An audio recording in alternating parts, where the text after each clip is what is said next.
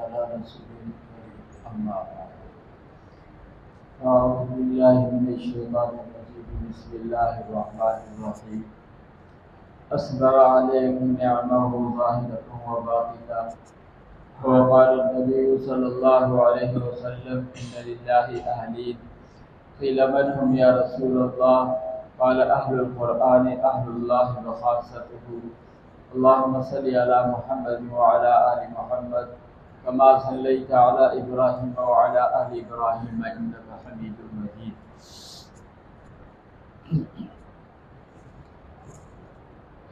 میرے محترم بزرگوں، دوستوں اور عزیز طلباء، اللہ تعالیٰ نے اس جہان میں دو طرح کی نعمتیں بنائی ہیں. ایک ظاہری نعمتیں ہیں، مادی نعمتیں ہیں، حسی نعمتیں ہیں، دنیاوی نعمتیں ہیں. اور زندہ انسان کے لیے یہ نعمتیں جو ہے زندگی گزارنے کے لیے بہت ضروری ہیں.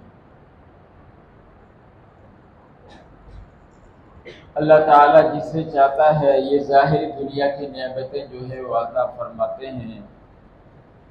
اللہ کسی کو دنیا کی بادشاہت دے دے، یہ دنیا کے اعتبار سے ایک نعمت ہے. اللہ صحت دے دے، حسن دے دے، اللہ مال دے دے، اللہ عزت دے دے، شہرت دے دے، اللہ بڑی تجارت دے دے، بڑی زراعت دے دے، بڑی دکان دے دے، بڑا مکان دے دے، بڑی گاڑی دے دے، اچھا لباس دے دے، اچھی غذا دے دے. یہ ساری ظاہری دنیاوی نعمتیں ہیں اور ایک زندہ انسان کے لیے ان کا ہونا بہت ضروری ہے. لیکن یہ ساری نعمتوں کا تعلق ہماری موت سے پہلے کی زندگی کے ساتھ. جیسے ہی موت تو ہمیں ہر حال میں جو ہے وہ آنی ہے. موت سے کوئی انسان جو ہے وہ بچ نہیں سکتا ہے. قُلْ إِنَّ الْمَوْتَ الَّذِي تَفِرُّونَ مِنْهُ فَإِنَّهُ مُلَاقِيكُمْ. ہر حال میں جو ہے اس انسان پر موت آنی ہے. اس دنیا سے جو ہے وہ ہمیں ایک دن جانا ہے. تو یہ جتنی پھیلی ہوئی ظاہری نعمتیں نظر آ رہی ہیں ان سب کا تعلق میری اور آپ کی موت کے ساتھ ہے. جیسے ہی ہماری جو ہے موت آئے گی ہمارے لیے مکان کی نعمت ختم ہو گئی، ہمارے لیے دنیا کی عزت جو ہے اس کی ضرورت ختم ہو گئی، دنیا کا جاہ و جلال کی ضرورت ختم ہو گئی، دنیا کے مال و اسباب کی ہماری ضرورت ختم ہو گئی. موت آتے ہی میری گاڑی کی ضرورت ختم ہو گئی، میرے مکان کی ضرورت ختم ہو گئی، میرے لباس کی ضرورت ختم ہو گئی، میری غذا کی ضرورت جو ہے وہ ختم ہو گئی. مرے ہوئے انسان کے لیے ساری دنیا آباد ہو اس کا کوئی واسطہ نہیں ہے، اور مرے ہوئے انسان کے لیے ساری دنیا تباہ ہو جائے اس کا کوئی واسطہ نہیں ہے. تو ایک تو یہ نعمتیں ہیں جو اللہ اپنے بندوں کو عطا کرتے ہیں. اس سے نفع زندہ انسان اٹھا سکتا ہے. موت کے بعد یہ مرنے والا ان چیزوں سے نفع نہیں اٹھا سکتا ہے. اس لیے اللہ ان نعمتوں کی بارش مسلمان پر بھی کر دیتے ہیں، کافر پر بھی کر دیتے ہیں، نبی پر بھی کر دیتے ہیں، غیر نبی پر بھی کر دیتے ہیں. اللہ جو ہے ولی پر بھی کر دیتے ہیں، غیر ولی پر بھی اللہ یہ ظاہری نعمتوں کی بارش کر دیتے ہیں. یہاں تک کہ مسلمان پر بھی ہو جاتی ہیں اور یہ ظاہری نعمتوں کی بارش جو ہے وہ ایک کافر پر بھی جو ہے وہ اللہ تعالیٰ کر دیتے ہیں. اس لیے کہ اللہ تعالیٰ کے یہاں یہ ساری نعمتیں جو زندہ انسان کے لیے ضروری ہے. لو كانت الدنيا عند الله تعدل مثل جناح بعوضة. ان ساری نعمتوں کی قیمت اللہ کے دربار میں ایک مچھر کا پر بھی نہیں. اس لیے اللہ موت کے ساتھ ان نعمتوں کو ہمارے ساتھ نہیں بھیجتے ہیں. کبھی تم ساری نعمتیں جو ہے اس مرنے والے کے ساتھ جو ہے قبر کے اندر چلے جاؤ. اس لیے کہ زندگی کی ضرورتیں ہیں. اللہ نے ان نعمتوں کے ساتھ اللہ نے انسان کی قدر و منزلت کو نہیں جوڑا ہے. جسے مال ملے گا اللہ اس سے راضی ہے، اللہ کے راضی ہونے کی دلیل نہیں ہے. اگر کسی کو عزت مل رہی ہے تو مانا یہ نہیں کہ اللہ اس سے راضی ہے. کسی کو شہرت مل رہی ہے، کسی کو حکومت مل رہی ہے، بڑا مکان، بڑی تجارت، بڑی زراعت، بڑی گاڑی، عمدہ لباس اگر کسی کو مل رہا ہے تو یہ نشانیاں نہیں کہ اللہ اس آدمی سے جو ہے وہ راضی ہے. ورنہ فرعون بھوک سے مرتا، نمرود جو ہے وہ فاقوں سے مرتا، قارون جو ہے وہ سکر جو ہے وہ مرتا، لیکن اللہ نے اتنی نعمتیں ان نافرمانوں کو جو ہے وہ دی تھی، اس لیے یہ ساری نعمتیں اللہ سب کو جو ہے وہ دے دی۔ لیکن کچھ نعمتیں ایسی ہیں کہ جن کا تعلق میری اور آپ کی زندگی کے ساتھ ہے، موت کے ساتھ ہے، قبر کے ساتھ ہے، حشر کے ساتھ ہے، پرصراط کے ساتھ ہے، وزن اعمال کے ساتھ ہے، یہاں تک کہ جنت و جہنم کے فیصلے کے ساتھ ہے۔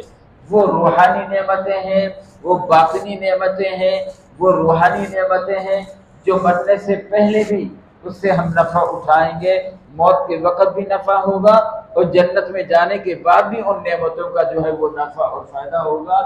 موت آ کر ہم سے ان نعمتوں کو نہیں چھینے گی، موت آ کر ہمیں ان نعمتوں کو ہم سے جدا نہیں کرے گی، وہ ہمارے ساتھ قبر کے اندر جائیں گے، حشر پرصراط یہ ساری جو ہے ہمارے ساتھ جو ہے یہ نعمتیں جو ہے وہ جائیں گی۔ اور یہ نعمتیں اللہ بدبختوں کو نہیں دیتے۔ اللہ نے تو انہیں عذاب دینا پڑنے کے بعد اللہ یہ نعمت انہیں کیسے دیں گے؟ تو یہ جو روحانی دائمی باطنی نعمتیں ہیں یہ اللہ سب کو نہیں دیتے ہیں، یہ اللہ ان کو دیتے ہیں جن کی اللہ آخرت کو بنانا چاہتے ہیں، اللہ ان کی قبر کو بنانا چاہتے ہیں، ان کے حشر کو بنانا چاہتے ہیں، ان کے پرصراط کو بنانا چاہتے ہیں، اللہ ان کی دنیا کو راحت کی زندگی بنانا چاہتے ہیں، اللہ ان کی دنیا کو چین، سکون، اطمینان، رحمت، برکت، نصرت، عزت والی زندگی بنانا چاہتے ہیں، اس لیے اللہ انہیں جو ہے یہ نعمتیں دیتے ہیں۔ تو میرے بھائیوں، جس طرح یہ ساری نعمتیں میں اپنے لیے پسند کرتا ہوں، تو سب سے بڑی میری خواہش یہ ہوتی ہے کہ یہ دنیا کی نعمتیں بھی میری اولادوں کو میرے سے بھی اچھی مل جائے۔ یہ سارے حرام کے پیسے جمع کر رہے ہیں کس کے لیے؟ بھلا اولادوں کی زندگیاں بن جائیں۔ یہ چوریاں، یہ ڈکیتیاں، یہ ظلم، یہ زیادتیاں، ارے کیوں کر رہے ہو؟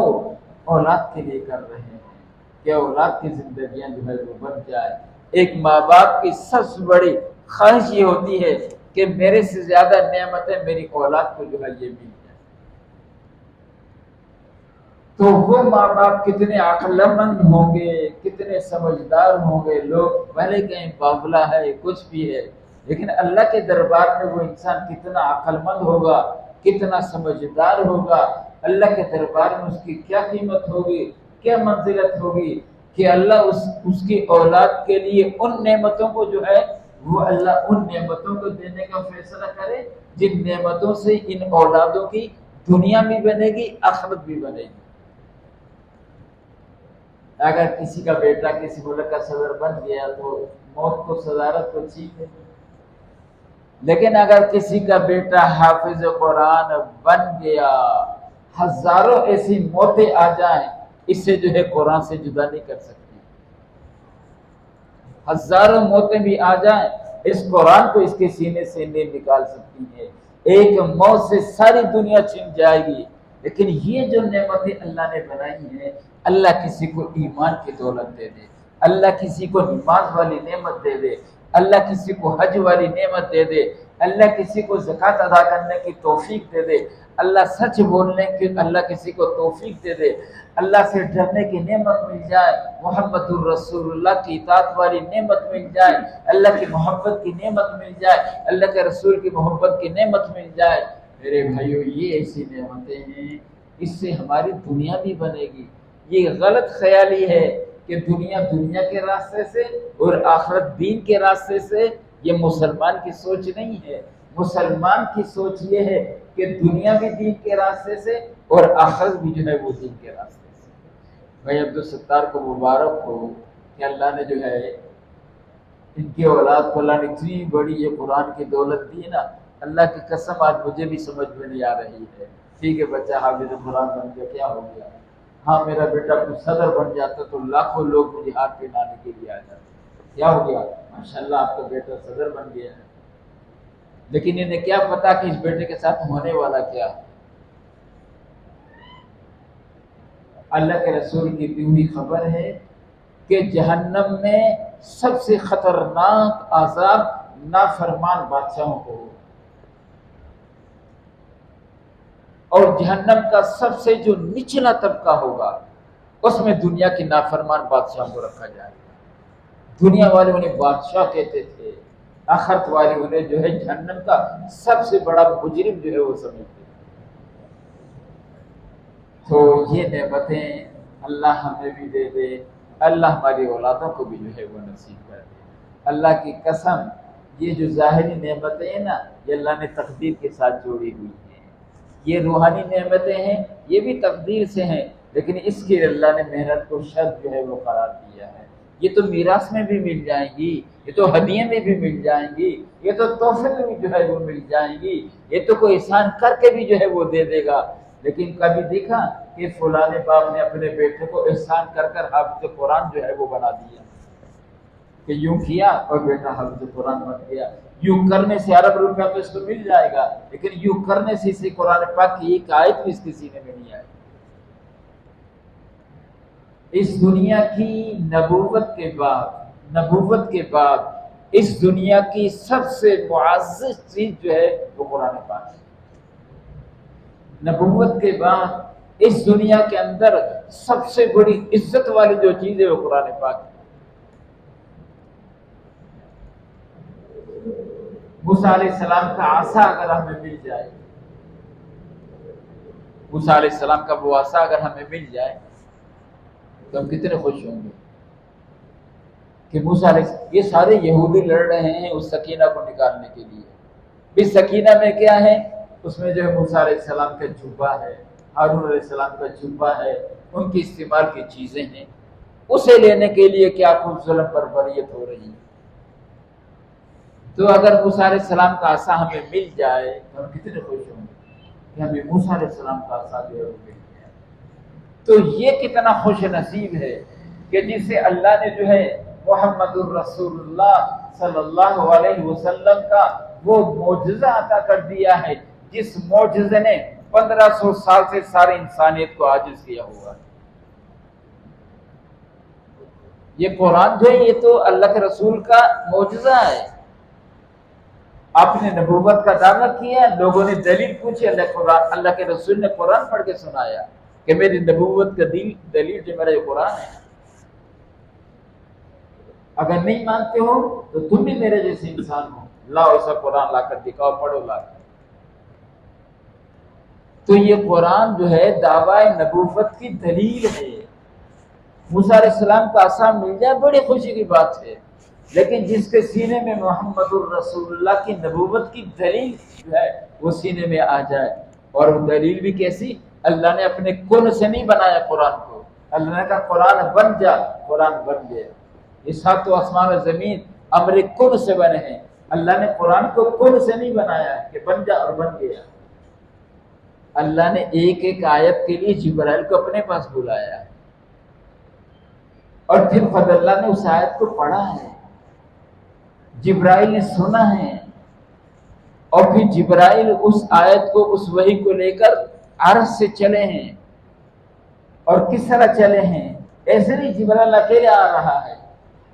جبرائیل جب وحی لے کر آتے تھے تو جبرائیل کے چاروں طرف فرشتوں نے جبرائیل کو گھیرا ہوا تھا۔ جب سورہ انعام اتری ہے 70,000 فرشتوں نے جبرائیل کو گھیرا ہوا تھا۔ تو جبرائیل نے سنا اور آ کر حضور اکرم صلی اللہ علیہ وسلم کے ہاتھ میں نہیں دے دیا کہ یہ لو یہ آیت آ گئی۔ اللہ کے رسول سامنے ہے، جبرائیل سامنے ہے، اور جبرائیل پڑھ رہے ہیں، اللہ کے رسول سن رہے ہیں۔ آپ نے سنا، پھر آپ نے پڑھا، جبرائیل نے سنا۔ ہم نے تو قرآن کی نہ مجھے عظمت کا پتہ چلا، نہ امت کو قرآن پاک کی عظمت کا پتہ چلا، لیکن جب میدان ایک آنے والا ہے پھر اس قرآن کی عظمت کا جو ہے وہ پتہ چلے گا۔ جب ہم جیسے گنہگار اللہ کے رسول کی طرف دوڑ رہے ہوں گے، یا رسول اللہ صلی اللہ علیہ وسلم ہماری سفارش کر دو، ہم اللہ سے بچنا ہے۔ اللہ کے رسول ہم سے صرف ایک شکوہ کریں گے، ایک شکوہ کریں گے، ایک اللہ سے ہماری شکایت کریں گے، وقال الرسول یا رب ان قوم اتخذوا هذا القرآن مهجورا۔ میں کیا کروں گے اللہ، انہوں نے دنیا میں میرے قرآن کو چھوڑ دیا۔ اس لیے ایسی روحانی نعمتیں ہیں، اس قرآن کی برکات دنیا میں بھی ملیں گی اثر ان کا جو ظہور ہوگا وہ موت سے جو ہے اس نعمت کا جو ہے اس کا ظہور ہوگا کہ اللہ کے دربار میں اس حافظ کی کیا قیمت لگتی ہے۔ ان للہ اہلین، اللہ کے گھر کے لوگ اس قیامت کے دن کھڑے ہوں گے۔ قیل من ہم یا رسول اللہ کے گھر کے لوگ کون ہوں گے؟ آپ صلی اللہ علیہ وسلم نے فرمایا اہل القرآن، جنہوں نے سینوں میں قرآن کو محفوظ کیا تھا، یہ اس طرح میدان حشر میں کھڑے ہوں گے اس اعزاز الاکرام کے ساتھ، گویا کہ اللہ کے گھر کے لوگ جو ہے وہ شمار ہو رہے ہیں۔ اللہ حافظ قرآن سے کہیں گے تجھے قرآن اس لیے نہیں دیا تھا تجھے جہنم کا عذاب ہے، مجھے پتا ہے تو نے گناہ کیے ہیں لیکن تیرے سینے میں میرے قرآن تھا اور میں نے اس جسم پر جہنم کی آگ کو حرام کر دیا ہے جس جسم میں میرا قرآن پاک جو ہے محفوظ ہے۔ صرف اسی جسم پر نہیں، اس کی زبان جن 10 آدمیوں کا نام لے دے گی نا کہ انہیں بھی میں اپنے ساتھ لے جانا چاہتا ہوں، ان 10 پر بھی جو ہے وہ جہنم حرام ہو جائے اور وہ جہنمی ہوں گے 10، لیکن حافظ قرآن نے کہہ دیا اللہ کہیں گے ان 10 کو اپنے ساتھ جو ہے وہ جنت کے اندر لے کر چلے گا۔ تو ہمارے پاس تو ایک سبحان اللہ بھی نہیں ہے کہ اللہ کو کہیں گے اللہ یہ سبحان اللہ مجھے جنت دے دے، اور اس کا اللہ نے وعدہ کیا ہے کہ اگر حافظ کو میرے سامنے پیش کر دیا نا تو پھر حافظ کی بات میں رد نہیں کروں۔ اگر حافظ نے کہہ دیا کہ یہ اللہ میرا بوڑھا باپ یہ گناہ گار تیرے سامنے آ گیا ہے لیکن اس نے مجھے دنیا میں حافظ قرآن بنایا تھا، میں تجھ سے کہتا ہوں میرے اس گناہ گار بوڑھے باپ کو معاف کر دے۔ اللہ کہیں گے قرآن میں نے تجھ سے وعدہ کیا تھا کہ قرآن والا اگر مجھ سے سفارش کرے گا تو میں کبھی اس کی سفارش کو رد نہیں کروں گا۔ ٹھیک ہے جہنم کا فیصلہ اس بوڑھے کے لیے، جب تو کہہ رہا ہے تو جا اس کو اپنے ساتھ جو ہے وہ جنت کے اندر لے جا۔ یہ عقلی باتیں نہیں بنا رہا ہوں، سارے حدیثوں کا ترجمہ کر رہا ہوں۔ اللہ کہیں گے جہنمی نے اپنے ساتھ جو ہے وہ لے جا۔ تو بھائی عبدالستار صاحب کو بہت بہت مبارک ہو، اللہ ہماری اولادوں کو بھی اللہ یہ دولت جو ہے یہ نعمت عطا فرما دے۔ اللہ کی قسم بہت بڑی اللہ کا انعام ہے، اس سے ہماری دنیا میں بھی اس کے اثرات پڑیں گے۔ اصل اس کے اثرات جو ہے وہ موت کے بعد کی زندگی کے اندر جو ہے وہ ظاہر ہوں گے۔ اللہ ان حافظوں کو، ان کے والدین کو اللہ قیامت کے دن ایسی عزت دیں گے کہ لوگ انگلیاں چباتے رہ جائیں گے کہ ہم نے تو انہیں کچھ بھی نہیں سمجھا تھا، ہمیں کیا پتہ تھا اللہ کی ان کی اتنی بڑی قیمت ہے۔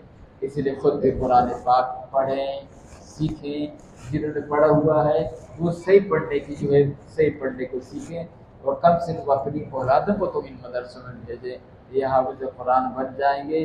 یعنی جو ہے مسلمان، میری بھی یہ سوچ ہے کہ انگلش کے اگر اسے 20 لفظ آتے ہوں گے تو یہ اچھا کما لے گا، میری بھی یہ سوچ ہے کہ انگلش کے اگر 20 لفظ آتے ہوں گے تو یہ اچھا کما لے گا، لیکن کتنی گری ہوئی سوچ ہے کہ اگر قرآن پڑھ گیا تو یہ کہاں سے کھائے گا۔ اگر انگلش کے 20 لفظ سیکھ گیا تو یہ کما لے گا، لیکن اگر قرآن پڑھ لیا تو یہ تو بھوکا مر جائے گا۔ کتنی اللہ کی توہین کر رہے ہیں کہ اگر قرآن پڑھ لیا تو بھوکا مر جائے گا، انگریزی کے چند لفظ جو ہے وہ سیکھ لیے تو اس کا مستقبل بن جائے گا۔ بنانا بگاڑنا تو اس مالک کے ہاتھ میں ہے، چیزوں کے ہاتھ میں نہیں ہے۔ اس کے قرآن کو لیں گے، قرآن کے ذریعے سے اللہ کا قرب ملے گا، اور اللہ کے قرب کے ذریعے سے اللہ دنیا اور آخرت کو آسان کرے گا۔ تو سارے محنت کریں انشاءاللہ، ہم خود بھی قرآن پاک پڑھیں گے، سیکھیں گے، اور صحیح پڑھنا سیکھیں گے، اپنی اولادوں کو بھی حافظ عالم بنائیں۔ اللہ عمل کی توفیق۔